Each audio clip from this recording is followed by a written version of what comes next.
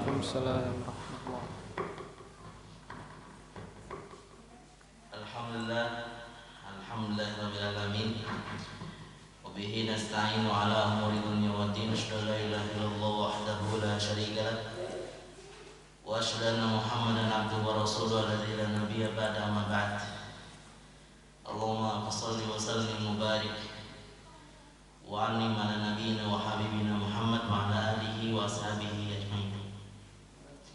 Alhamdulillah, bersyukur kita kehadirat Allah Subhanahu wa taala karena pada kesempatan pagi hari yang berbahagia ini kita dapat melaksanakan berbagai macam sajian ibadah, di antaranya ibadah sholat subuh berjamaah. Insyaallah kita lanjutkan dengan kajian ngasuh ba'da subuh yang semuanya ini dalam bingkai saum. Mudah-mudahan semua amal ibadah kita diterima oleh Allah Subhanahu wa taala. Amin ya rabbal alamin.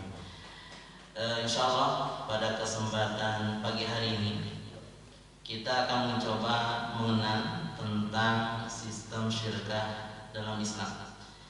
Mungkin sebelumnya saya akan review terlebih dahulu terkait apa yang sudah disampaikan pada pertemuan yang sebelumnya, bahwa kita masih berbicara tentang bagaimana seorang muslim mengakses modal.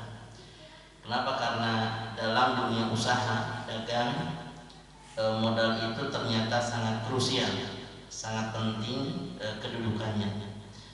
Kemudian sebetulnya kalau kita membuka Islam ya, di dalam ajaran kita ternyata banyak cara yang disajikan oleh ajaran kita, ajaran Islam, untuk seorang muslim mengakses modal ini.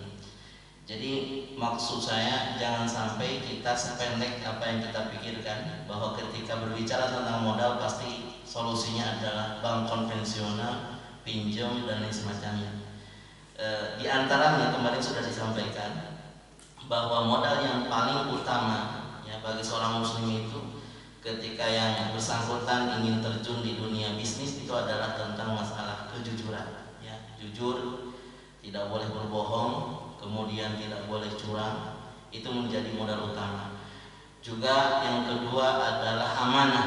Amanah itu artinya tidak khianat ya, menepati janji, kemudian menjaga kualitas barang dan lain semacamnya. Kemudian yang ketiga kemarin disampaikan itu adalah samhan ya. Samhan ini adalah pedagang yang murah hati. Kalau samhan ini diterapkan dalam timbangan ya, jadi tidak terlalu lepas. Misalkan kita ada yang beli beras 5 kilo ke kita, maka timbangan itu tidak pas, tapi dilebihkan sedikit biar anget ya. Bahasa orang tua kita itu biar anget nih, ya, belum anget nih, artinya ditambah sedikit.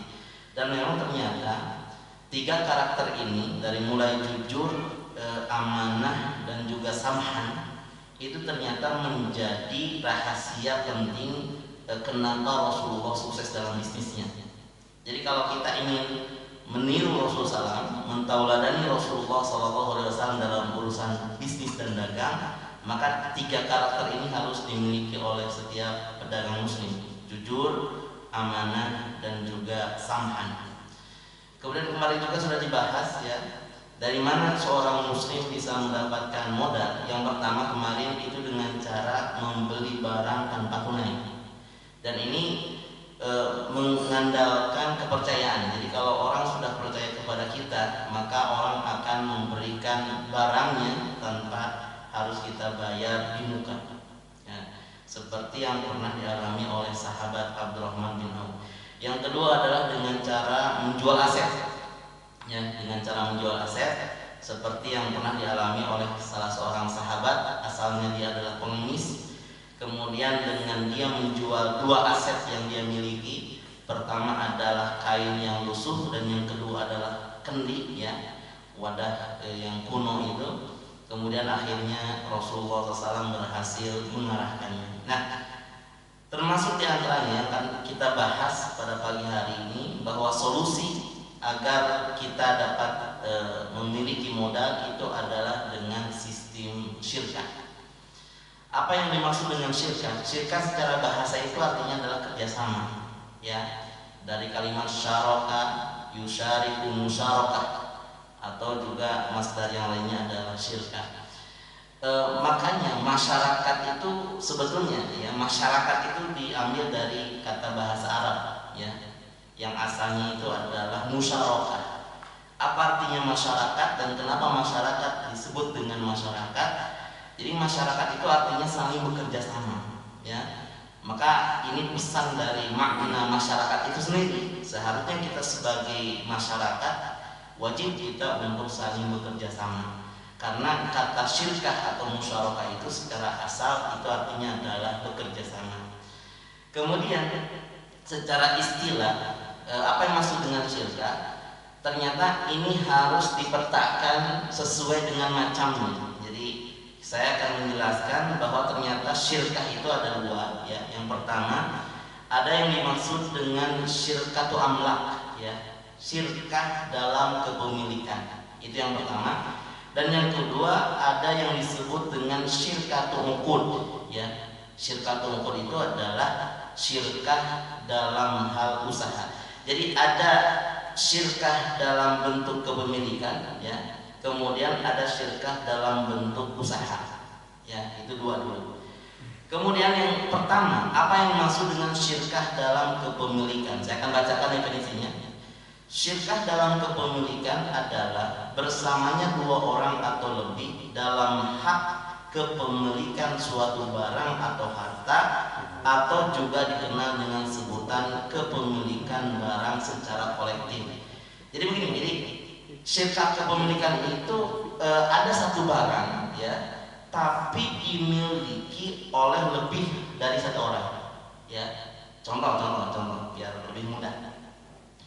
Contohnya misalkan saya memiliki satu rumah ya, rumahnya strategis, bagus, dan itu di pinggir jalan, dan ternyata rumah itu bisa dibuatkan toko di depannya.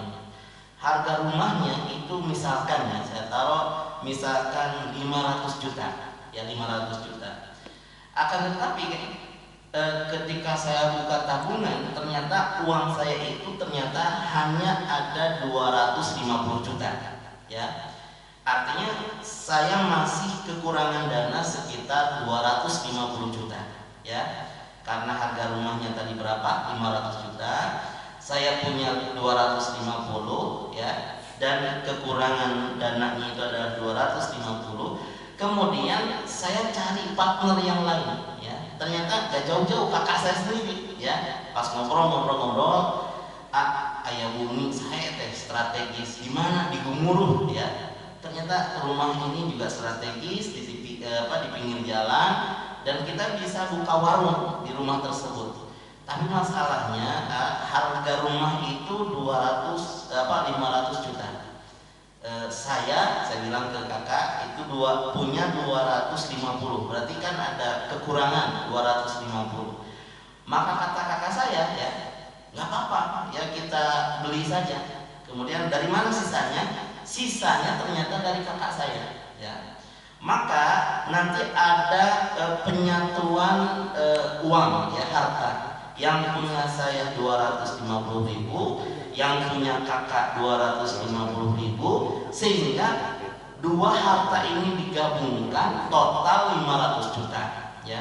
Setelah ini kumpul 250 juta, maka kita belikan rumah tersebut kepada yang punya, dan uangnya dikasihkan, diberikan, kemudian ada notaris dan lain semacamnya ya, ada kwitansi materai dan semacamnya. Kemudian sekarang sudah sah, transaksi jual belinya sudah selesai ya.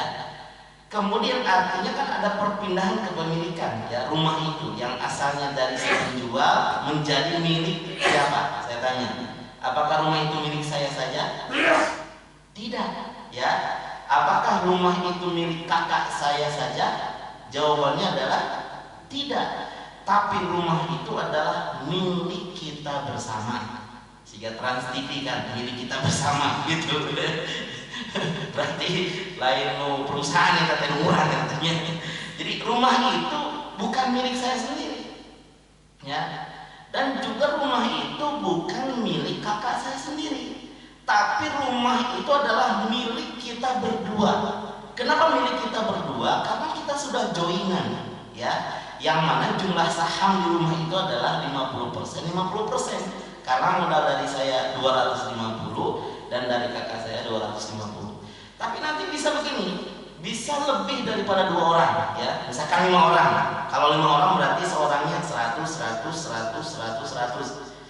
Atau bisa juga begini, yang satu 200 juta, yang satu 300 juta. Berarti ini sahamnya 60 berbanding 40. Itu terserah, ya. Yang jelas status rumah tersebut itu bukan milik saya pribadi, tapi milik kita berdua. Begitu, paham ya? Itu syirkah dalam kepemilikan.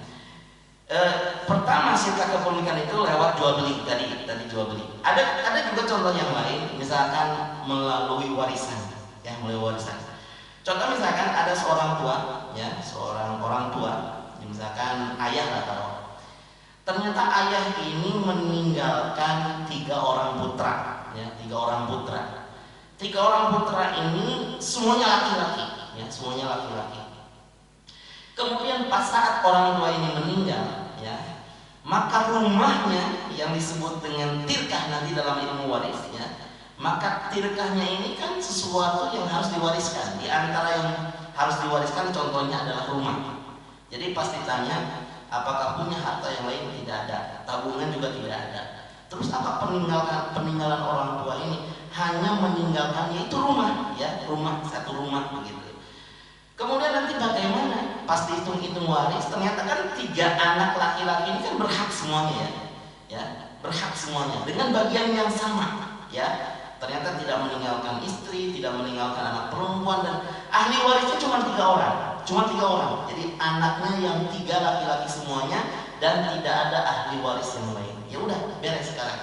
Maka rumah ini diwariskan kepada 3 anaknya ini, ya, 3 anaknya ini. Ya sudah, langsung diuruskan warisnya, kemudian status rumahnya menjadi milik 3 anak ini. Pertanyaannya, apakah rumah itu, ya, bisa dikuasai oleh salah seorangnya saja sehingga ya pokoknya ini mah bagian A sadayana, ya, kemudian adik dan bungsu terberhak? Bisa tidak seperti itu? Jawabannya tidak, ya. Kenapa? Karena status rumah itu adalah milik dari 3 anak laki-laki ini. Jadi bukan salah seorang di antara mereka yang memiliki rumah tersebut, 3-tiganya juga berhak, ya. Yang satu punya 1/3 dari rumah itu, yang kedua punya 1/3 dari rumah itu, anak ketiga pun sama memiliki 1/3 dari rumah itu. Artinya status rumah itu bukan milik perorangan, tapi rumah itu milik bertiga, ya. Sama, ini disebut dengan syirkatu amlak. Jadi ada kolektif dalam kepemilikan. Selain ada jual beli, selain ada warisan, hadiah contohnya. Ada hadiah bisa. Hadiah itu bisa terjadi syirkatu amlak. Contohnya begini.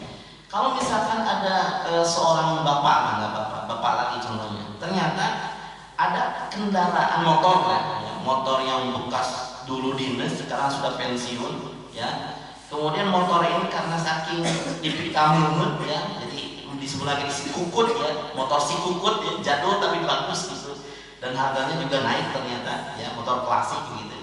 Kemudian kata bapaknya, karena dia punya 2 anak laki-laki, ya, punya anak laki-laki, kata bapaknya, ya udah bapak hibahkan, ya, bapak hibahkan. Hibah itu kan pemberian, ya. Bapak hibahkan kepada kalian berdua. Jadi bukan kepada si A atau kepada si B, bukan kepada salah satunya. Jadi sigoh hibahnya juga itu dengan kata-kata bapak hibahkan motor klasik ini kepada kalian berdua, ya. Cep Dadang, Cep Dudung misalkan, kalau betul, ya. Kalau anaknya namanya Pak Dadang, Pak Dudung gitu. Bapak hibahkan kepada kalian berdua. Artinya begini, bahwa nanti statusnya bahwa motor itu milik siapa? Ya, jawabannya adalah motor itu milik berdua, ya, milik berdua. Tidak boleh anak yang pertama mengakuisisi ini 100% milik saya, ya. Tidak boleh anak yang kedua juga melarang-larang, ya, anak yang pertama untuk memiliki. Karena dari kata-kata lafaz sigohnya juga kata sang ayah bahwa motor ini saya hibahkan kepada kalian berdua. Dan catatan tentang hibah ya, jadi kan dalam Islam itu ada yang disebut dengan hibah. Hibah itu adalah pemberian seorang orang tua kepada anaknya, tapi di luar tanggung jawab nafkah ya. Bisa hibah rumah atau hibah tanah atau hibah kendaraan, hibah kebun dan lain semacamnya di luar kebutuhan sehari-hari.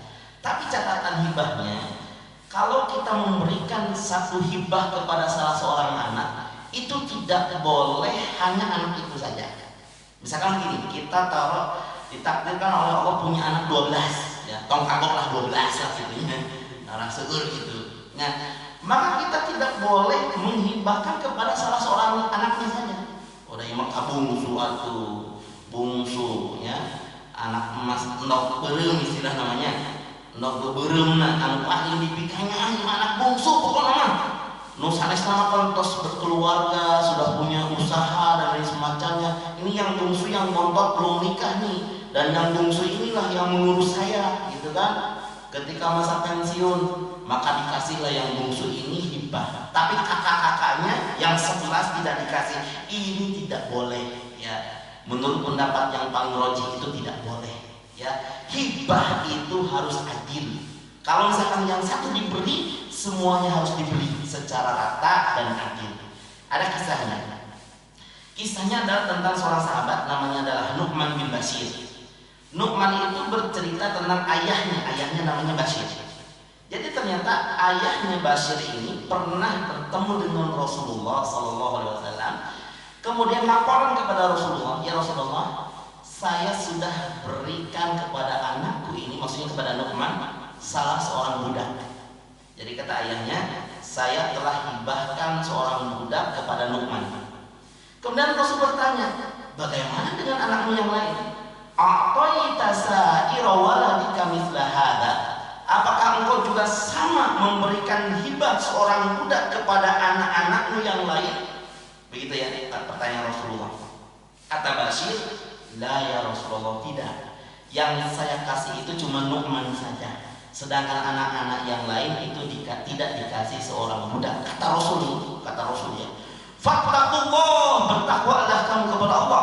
Wa'dilu baina auladikum, dan berlaku adillah ya terhadap semua anak-anak kalian. Jadi dalam hibah itu urusannya gak boleh dikecualikan gitu, gak boleh dianak emaskan, semuanya harus rata. Beda dengan nafkah ya. Kalau nafkah beda.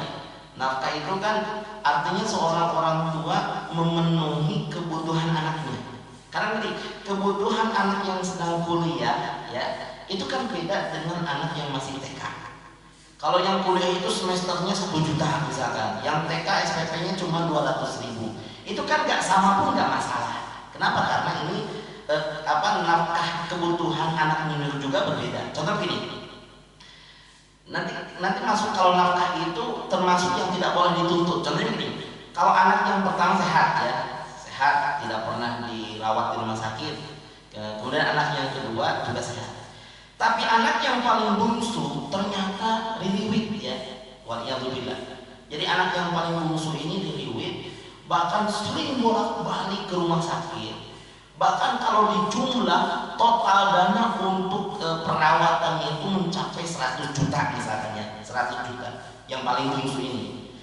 Nah nanti di dalam Islam itu yang namanya kakaknya nomor 1 ya, dan kakaknya yang nomor 2 itu nggak boleh nuntut minta 100 juta kepada orang tuanya ya.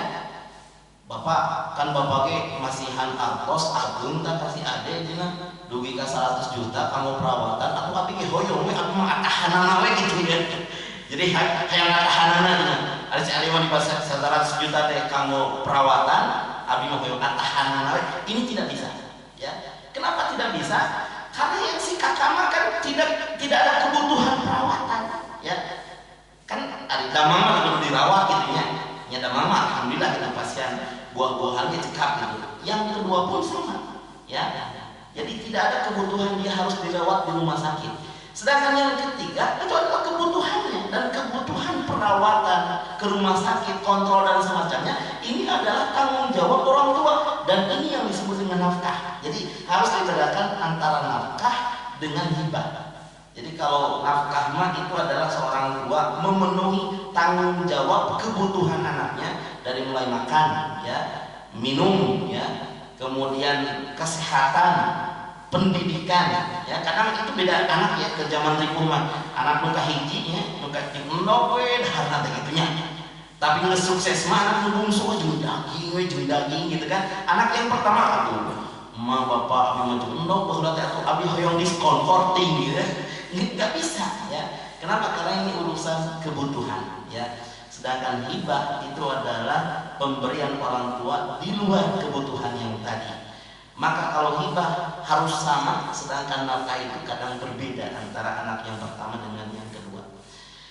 Maka ini catatannya, jadi kadang satu benda atau satu barang dimiliki oleh lebih daripada seorang.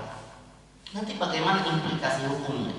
Implikasi hukumnya bahwa kalau misalkan ada satu barang dimiliki oleh bersama, maka seseorang yang memiliki itu tidak boleh menjualnya tanpa sepengetahuan partnernya.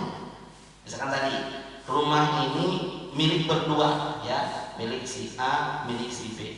Milik saya dengan kakak saya misalkan sudah dibeli 500 juta, 250 milik saya, 250 jutanya lagi milik kakak. Maka saya tidak boleh ya semena-mena langsung jual tanpa ngobrol dulu dengan kakak. Gak boleh itu ya. Kenapa? Karena kan statusnya bukan milik saya saja. Lain cerita kalau rumah ini betul-betul 100% milik saya. Kalau rumah ini betul-betul 100% milik saya, ya terserah saya mau dijual kek, mau dihibahkan kek, mau dihadiahkan kek, mau diwakafkan kek, terserah saya. Tapi kalau ini milik berdua, maka sebelum dijual, sebelum dihibahkan, sebelum diwakafkan, itu harus berbicara dulu dengan partnernya, dengan rekanan joinnya. Kalau saya dengan kakak berarti saya harus ngobrol dulu, kak, saya lagi butuh modal nih, ternyata habis beli rumah itu ternyata ada peluang bisnis yang lain, gimana ya kak? Saya sih pengennya mau jual. Oh gitu, mau dijual ya? Ya udah ini sama kakak saja beli. Artinya itu bisa dibicarakan, dan nanti kalau si kakaknya yang beli ya, berapa kita kemarin beli? 500. Kakak kan sudah ya ada saham 60%. Ya sudah, yang 250 lagi kakak beli. Maka si kakak memberikan uang kepada si adiknya ya, dan sekarang si kakaknya sudah memiliki secara 100%. Nah ini sudah berpindah sekarang ya. Berarti ini sudah tidak ada syirkatu amlak, tapi kepemilikan secara individu. Nah sama tadi seorang ayah memberikan hibah motor klasik kepada dua anak. Maka salah seorang anaknya itu tidak bisa langsung semena-mena jual tanpa sepengetahuan anaknya yang lain. Harus ngobrol dulu ya, ngobrol dulu bagaimana cara baiknya. Kemudian kalau sudah ada kesepakatan ya kalau jual ya jual saja. Seperti ahli waris yang 3 orang tadi. Ya, gimana nih? Saya pun ternyata butuh modal, apalagi itu harus bangun rumah misalkan. Ya sudah, kalau kesepakatannya dijual. Nanti hasil dari penjualan itu dibagi 3. Dan sebagainya itu sistem kalau syirkahnya adalah di dalam kepemilikan. Yang kedua, kita akan masuk ke syirkah dalam kerjasama usaha. Apa yang maksud dengan syirkah dalam kerjasama usaha? Maksudnya adalah akad yang dilakukan oleh 2 orang atau lebih yang bersepakat untuk bersyarikat ya, bekerja sama dalam modal atau bekerja sama dalam usaha dengan tujuan mencari untung bersama ya. Jadi syirkah dalam usaha mah berarti usaha itu bukan milik kita pribadi ya, tapi usaha itu milik kita bersama. Yang kalau misalkan kita punya toko, warung, dan itu modalnya dari kita sendiri, itu kan terserah kita ya, mau tambah modal atau mau dihentikan ya usahanya, mau ditutup tokonya, terserah kita. Tapi kalau sudah berbicara tentang syirkah uqud, kerjasama dalam usaha, maka semuanya seperti tadi. Hukumnya adalah harus ada perundingan, harus ada obrolan, perbincangan, kesepakatan, karena usaha itu dijalankan oleh kita bersama. bukan oleh salah seorang. Jadi ada kerjasama dalam usaha. Ini yang kedua ya. Dan ternyata jenis syirkah dalam usaha ini bermacam-macam. Saya akan sebutkan sebagiannya saja. Di antaranya yang pertama. Yang pertama ada yang disebut dengan syirkah mudharabah. Apa maksud dengan syirkah mudharabah? Saya akan sebutkan contohnya. Jadi syirkah mudharabah itu begini. Yang satu punya dana, punya modal, tapi tidak pandai berusaha. Ini yang punya dana besar, kemudian tidak ada keterampilan berusaha, sebaiknya cari partner yang jago usaha. Ya. Jadi yang satu punya modal, dana yang besar, tapi dia tidak terampil berusaha. Yang kedua, ada yang jago berusaha, tapi tidak punya modal. Ya. Maka sebaiknya antara kedua orang yang semacam ini itu bertemu. Ya. Sebaiknya seperti itu. Dan ini solusi. Ya. Misalkan kita sudah ada nih peluang usaha dan kita sudah berpengalaman di usaha tersebut dan kita tidak memiliki modal, maka caranya tadi yaitu syirkah. Kita cari orang-orang yang siap untuk berpartner, bermitra dengan kita semuanya. Ya, maka yang disebut dengan mudharabah itu yang satu punya modal tapi tidak menjalankan usahanya sebagai investor. Yang kedua adalah pelaku usaha. Ya, pedagang yang menjalankan modal tersebut tapi dia tidak memiliki modal. Jadi kalau dihitung persen, ini modalnya si A 100%, ya, memang 100% semua modal dia. Si B itu 0% modal. Jadi si B mah tidak sama sekali tidak ada kontribusi modal. Dia hanya menjalankan saja. Maka kalau ada usaha yang sistemnya seperti ini disebut dengan mudharabah. Ya, disebut dengan apa? Mudharabah. Contohnya begini.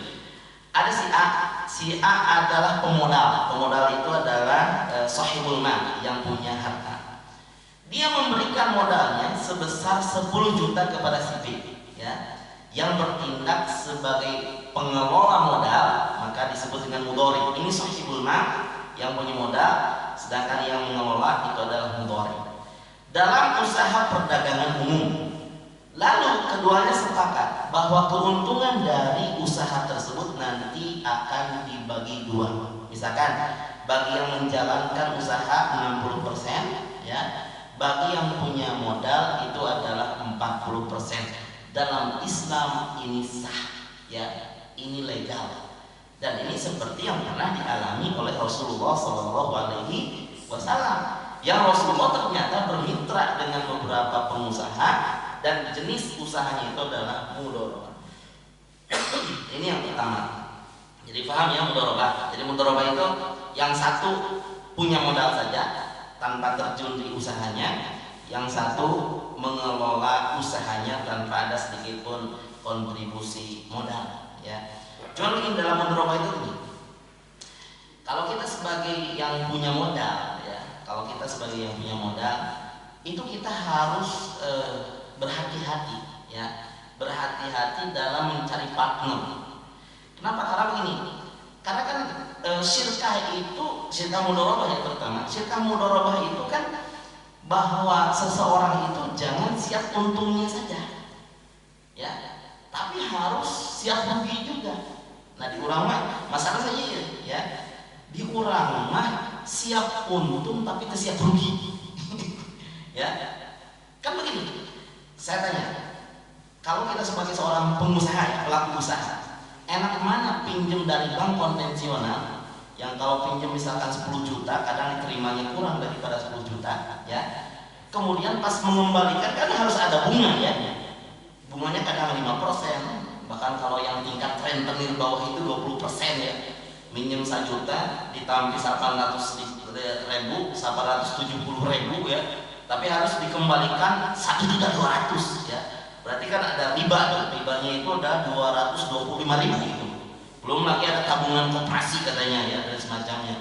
Ya kalau misalkan dananya di bank itu ya kira-kira misalkan 5-10%, berarti kalau 10 juta harus mengembalikan 1 juta, berarti 11 juta, ribanya adalah 1 juta.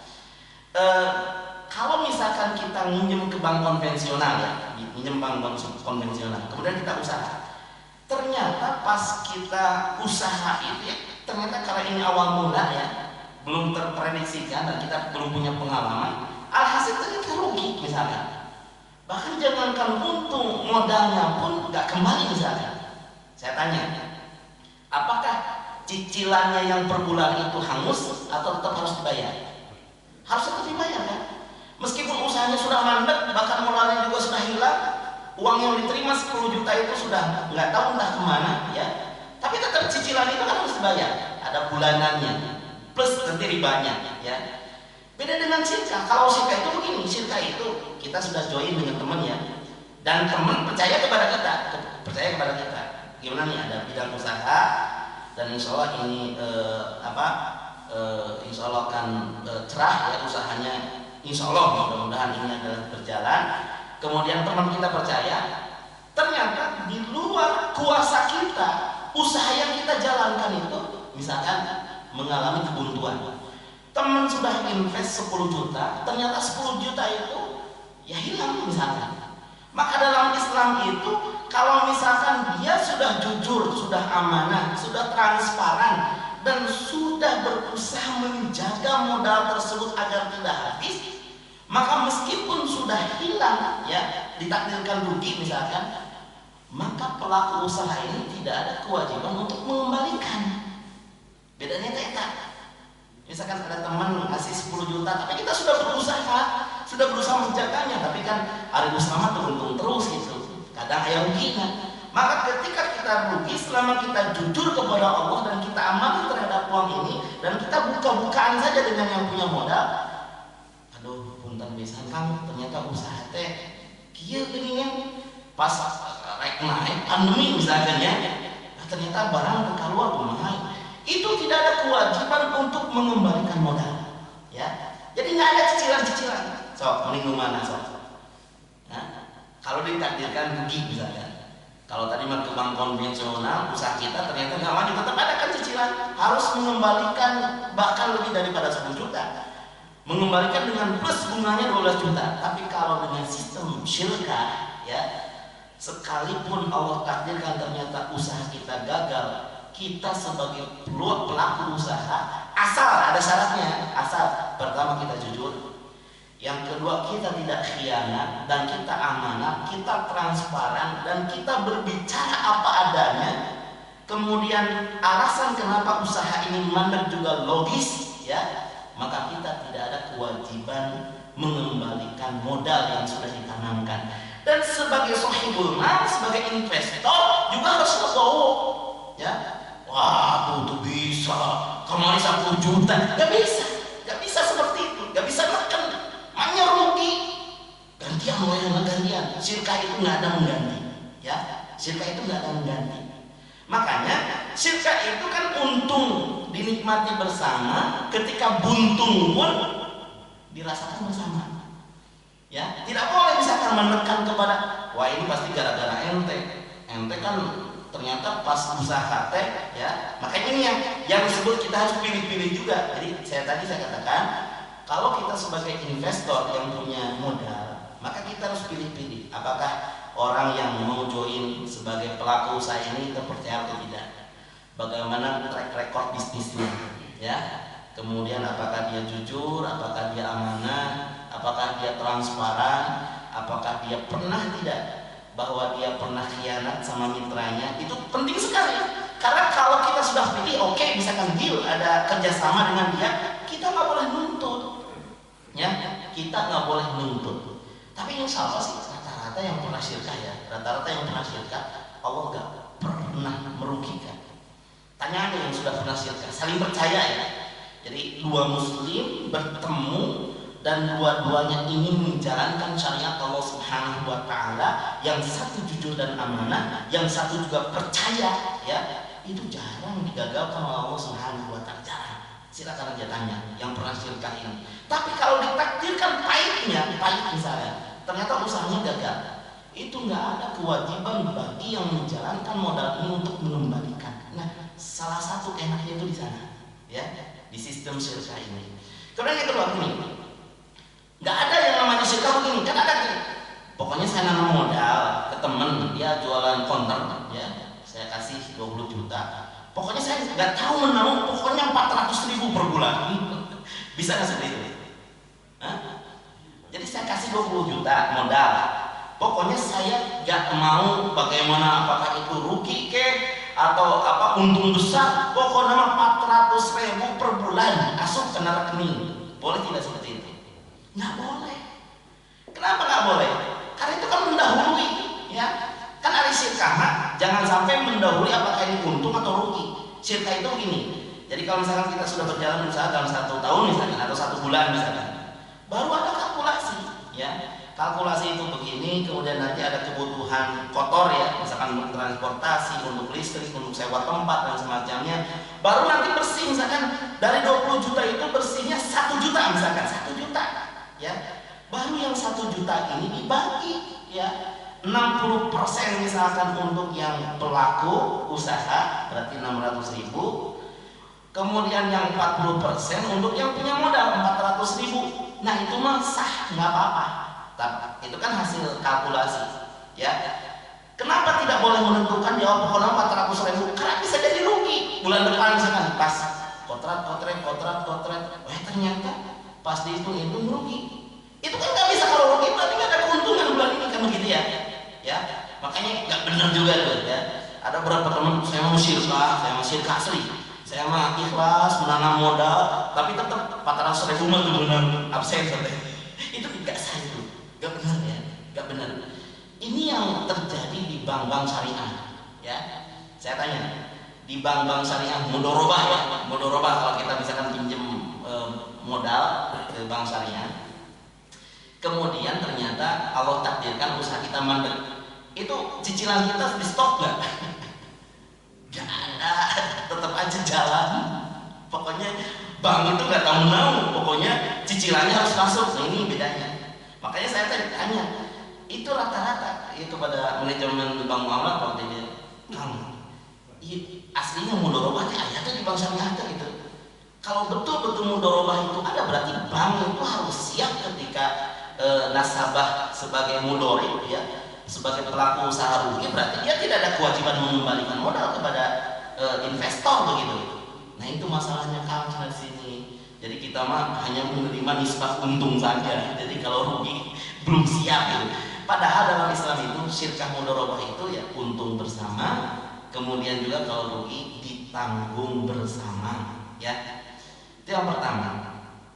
Yang kedua, ada yang disebut dengan syirkah inan. Apa artinya syirkah inan? Bedanya dengan mudorobah. Kalau mudorobah itu modal plak 100% dari si A, si B tidak punya modal sama sekali. Ya, jadi ini kontribusi modalnya 0. Jadi hanya punya keahlian dagang saja. Tapi kalau syirkah inan itu begini, syirkah inan itu A menanam modal, B juga menanam modal.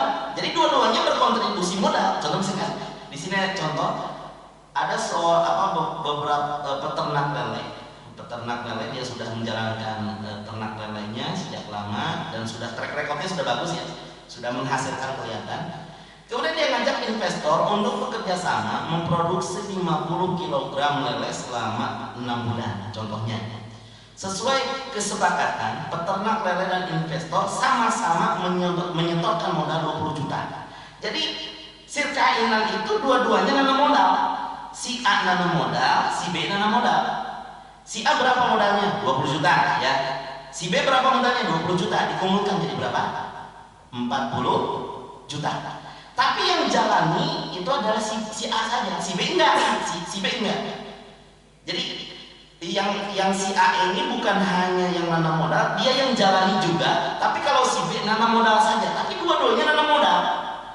Beda dengan mudorobah, beda enggak? Kalau mudorobah mah si A nanam modal 100%, si B mah nggak punya modal. Dia punya tangan, punya keahlian, punya otak gitu, punya strategi dagang, dia kasih modalnya, itu mudorobah. Kalau syirkah inan mah A punya modal dan dia siap menjalankan usaha, B juga punya modal, jadi diikutkan. Ya saya join lah, dari 20 tambah 20 juta jadi 40, ya. Nanti bagaimana kesepakatannya? Biasanya kalau yang seperti ini itu adalah nisbah keuntungannya 70-30 atau ada 80-20, ada tergantung kesepakatan. Kalau yang mudorobah tadi mah biasanya 60-40, kalau ini mah 70-30 atau 80-20 nggak apa-apa. Karena kenapa? Ini besar sekali 70% keuntungannya. Karena dia nanam modal juga. Selain nanam modal, dia pun juga adalah pengelola usahanya. Dan ini sah, nggak apa-apa. Ternyata dari 40 juta ini kemudian dia kelola ternak lele, kemudian dibelikan pakan, kemudian ongkos sewa tempat, kemudian pompa air dan lain semacamnya. Ternyata dapat untung 10 juta misalkan. Maka 10 juta ini sesuai dengan kesepakatan 70% untuk si A, 30% untuk si B. Kenapa ini 70%? Karena ini nanam modal dan juga pelaku usaha. Boleh tidak yang seperti ini? Boleh. Namanya apa? Syirkah inan. Syirkah inan. Yang ketiga, syirkah abdan. Syirkah abdan itu tanpa modal. Jadi si A usaha ya dengan tenaga, keringat, kreativitasnya. Si B juga berusaha dengan tenaga, keringat, dan kreativitasnya. Tapi dua-duanya tanpa modal. Apakah ada usaha seperti ini? Syirkah abdan, kerjasama dalam kerja, tapi tanpa modal, ada tidak? Ada. Contohnya misalkan nelayan, ya nelayan. Nelayan itu kan biasanya mereka barang resminya ada modal juga bensin ya. Taruhlah misalkan bensin itu sudah ditanggung lah misalkan, tanpa modal ini nelayan. Ngusep biasa ngusep babarengan gitu. Ya cina saya mancing, sorangan keren menang wae. Cuma namun orang ngusep namanya, mungkin menang saya kurang bagi dua lah gitu. Nah bisa, ini syirkah abdan ya. Berarti paham nih tentang fikih ngusep ya. Jadi ada nelayan, yuk kita melaut yuk, ayo ya. Karena kalau sendiri itu susah, belum yang nyebarin jaringnya, belum nanti yang nariknya kan susah kan, perlu tenaga ya. Kemudian disepakati bahwa setiap kita nanti kalau mendapatkan sejumlah ikan, maka kita akan bagi rata. Kalau misalkan yang kerjasama itu misalkan taruh 4 orang ya, 4 orang, berarti nanti masing-masing 25% dari hasil ikan itu. Ya, ini kan tanpa usaha sebenarnya, usahanya ya paling sampan atau jaring, ya paling banter bensin, bisa lah disebut bensin itu tanggung nanti dari ikan ini bensin 50.000 ya dikurangi ya, diambil untuk bensin bisa. Nah syirkah abdan itu artinya tidak ada usaha, tidak ada modal, tapi semuanya terlibat dalam kontribusi kerja, ya kontribusi kerja. Contoh yang lain nih, misalkan ada proyek terjemah Al-Quran misalkan ya, atau menulis buku misalkan.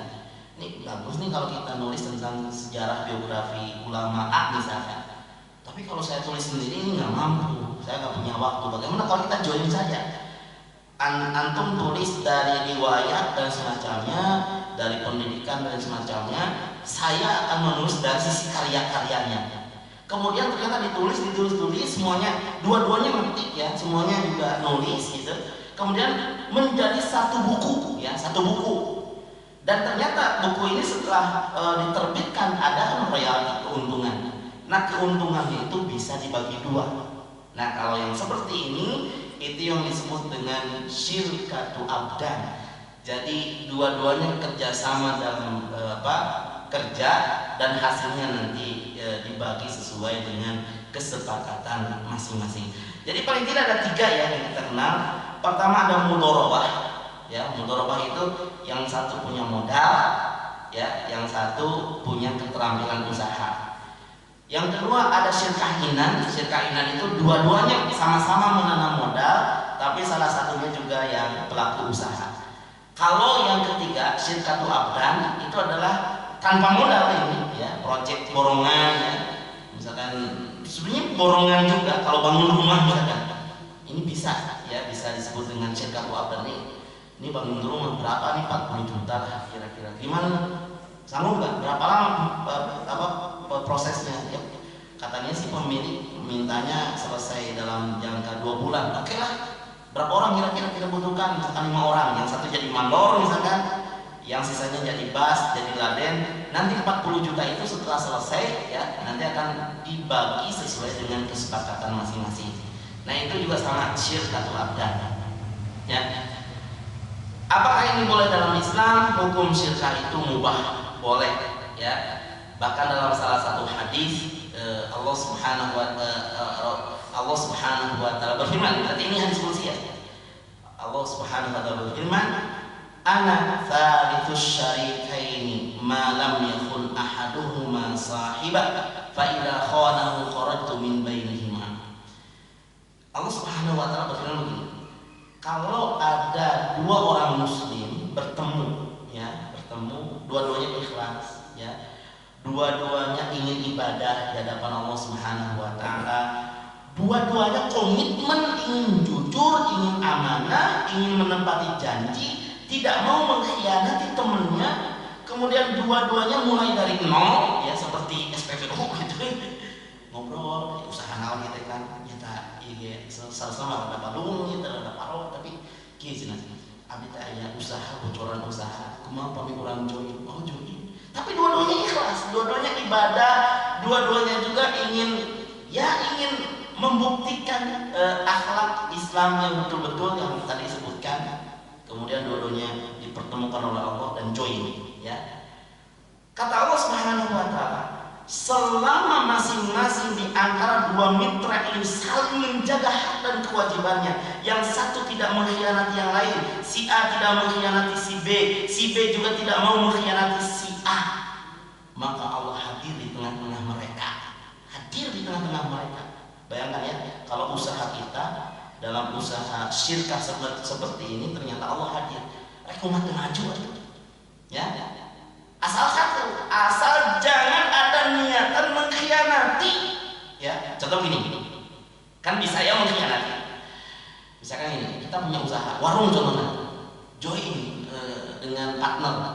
Kita sebagai pelaku dagang, ya, wah gede ternyata, untungnya tuh gede sekali.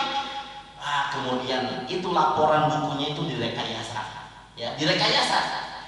Yang harusnya total bersih keuntungan itu bulan itu 5 juta misalkan, direkayasa jadi 2 juta. Itu kan sudah khianat, ya, sudah khianat itu. Direkayasa, dia masukkan tuh bahwa kebutuhan pengeluaran harusnya sewa itu sekitar 1 juta per bulan, dia masukkan 3 juta, ya. Pokoknya nggak tahu kalau situ si pemilik rumah itu jadi 3 juta pengeluarannya di mark up, ya. Yang harusnya sisanya 5 juta dituliskan bahwa keuntungan bulan ini 2 juta. Yang 2 juta ini baru dibagi, yang satu 40% kepada temannya, untuk dia sendiri 60%. Ini sudah khianat. Dan kalau ada sistem khianat model seperti ini dalam usaha kita pada saat bermitra, Allah sudah lepas. Jadi kalau mau laporan buku pun harus sesuai dengan apa adanya. Dan kita tidak mau mengkhianati teman kita sendiri. Baru Allah akan bantu, baru Allah akan hadir, ya, dalam usaha kita. Dan yang kedua, catatan yang kedua, ini bisa menjadi solusi juga, alternatif juga. Kalau misalkan kita pada saat ini, ya, jadi soal para ulama, kalau kita usaha pas usaha sendiri juga maju-maju, ya, usaha karena bakso itu maju, usaha karena pulsa itu maju kayaknya, usaha karena naon itu, setiap usaha gagal maning kayak istilahnya. Maka kata para ulama menyarankan, kata para ulama, cari partner. Sebab bisa jadi dengan partner kemudian Allah uji kita dengan kejujuran dan kita berhasil melewati ujian kejujuran, Allah akan hadir dalam usaha itu. Silakan coba saja. Jadi kalau kita hari ini usaha sendiri gak maju-maju, cari partner. Tapi cari partner yang benar-benar kita pun percaya, ya. Jangan sampai orang percaya kali itu orang ditikut itu aja juga gitu, ya. Jangan sampai gitu juga. Jadi kita komitmen tidak akan mengkhianati partner kita, mitra kita, meskipun dia tidak pernah menanyakan tentang bagaimana pemasukan, pengeluaran, mana catatan bukunya, tetap kita akan berlaku jujur. Selama kita jujur, selama kita tidak mau khianat, Allah menjamin, ma lam yakun ahaduhuma sahibahu fa idza khanahu kharajtu min bainihima. Selama kedua mitra ini tidak berkhianat, maka aku hadir di antara keduanya. Tapi kalau ada salah seorang mereka berkhianat, maka aku keluar dari usaha tersebut. Jadi itu, ya, tantangan terbesar bagi umat Islam, bahwa mereka harus jujur dan saling menjaga amanah sesamanya. Terjadi di orang naon gitu ya. Awal-awal namanya malah pah gedang, ya, sumping ka bumi mun cina. abdi teh peryogi modal usahana mah alhamdulillah cenah. Insyaallah lah balik modal mah kami di masa sihan paling oge gitu nya. Awalnya gitu ya. Ada sekali-kali nomor untung jeung modal gitu. Malah nomor WA-nya diblokir nih. Cuman dia di centang biru awalnya nggak pernah dibalas. Kali itu nomor lagi jelma-jelma. Nah ini masalah, ya masalah kita. Jadi perbaiki tentang akhlak pedagang ini, insya Allah. Kalau seorang muslim sudah bisa menjaga akhlak dagangnya, untungnya sudah di depan mata. Karena begini, Islam itu kan sebenarnya untung itu bukan target utama. Jadi kalau berbicara tentang untung dalam bisnis mah itu mah hadiah saja dari Allah Subhanahu wa taala. Tapi yang dikejar oleh seorang muslim dalam usaha itu adalah keberkahan. Keberkahan. Kalau kita dagang sudah jujur, untung detiknya yang penting barokah. Kalau mau untung gede gitu ya. Tapi insya Allah kita menuturkan, ya. Sebab ini tidak ada kamusnya seorang dalam sejarah ya, seorang pedagang muslim, sahabat muslim dagang kemudian dagangnya rugi kemudian tidak menghasilkan apa-apa, tidak ada. Abdurrahman bin Auf, sekelas Utsman bin Affan, sekelas Abu Bakar, ya itu rata-rata mereka karena menerapkan jujur dan amanah itu menjadi orang-orang yang sukses. Mudah-mudahan ini menjadi inspirasi bagi kita semuanya. Intinya saya ingin menyampaikan bahwa Islam itu memiliki solusi yang banyak dan luar biasa, tinggal kita jalankan, ya. Mulai saat ini kalau kita mandek dalam salah satu usaha, pada saat individu cari partner, kemudian cari rekanan. Karena kan dalam bermitra itu nanti ada tukar ide juga, ya. Ada tukar ide juga. Kang, wah sebenarnya mah tokona, eta mah ada nyempot. Kumaha orang kepaingunkeun ada sisian. Itu kadang ada jalan individu seperti tukar ide seperti itu. Kang, sabaraha ieu modalna ti si anu. Oh, abi, anu dapat cenah modal ieu mah pemilah. Itu biasa ya, ada tukar ide dan semacamnya. Itu biasanya pada saat kita berpartner dengan sesama rekan kita. Mudah-mudahan ini menjadi ibrah dan pelajaran khususnya untuk saya pribadi, umumnya untuk kita semuanya. Barakallahu li wa lakum, aqulu qouli hadza wa astaghfirullah li wa lakum. Assalamualaikum